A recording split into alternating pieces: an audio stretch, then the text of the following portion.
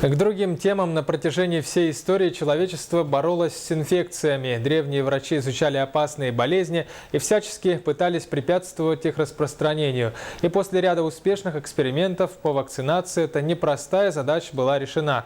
Так во всех странах существует национальный календарь прививок, в котором особое внимание отводится вакцинам профилактики гриппа.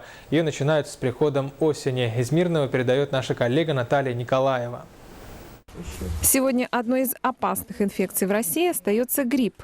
Кампания по вакцинации населения этого заболевания обычно проводится в период с сентября по декабрь.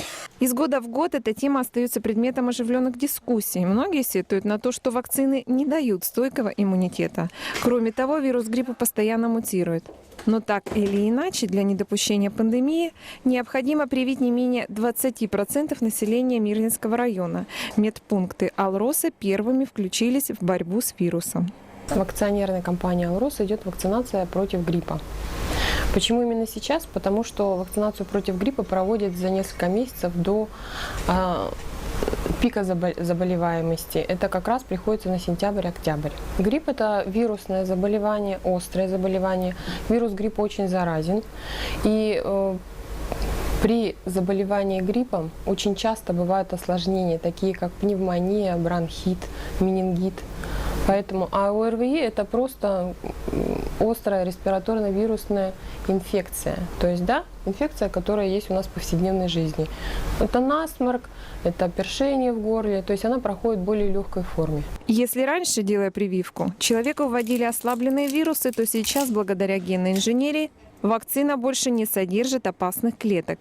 Применение вакцины Гриппол Плюс доказало свою эффективность в борьбе с вирусом.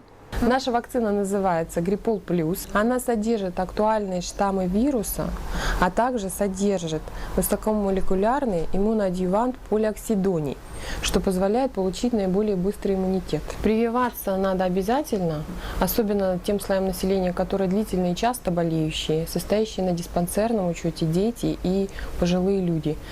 Иммунизация населения от гриппа – это одна из наиболее эффективных и экономически целесообразных мер. Она не требует больших затрат, но обеспечивает получение положительного результата. Ежегодно вакцина спасает миллионы жизней, предотвращая случаи смерти и инвалидности.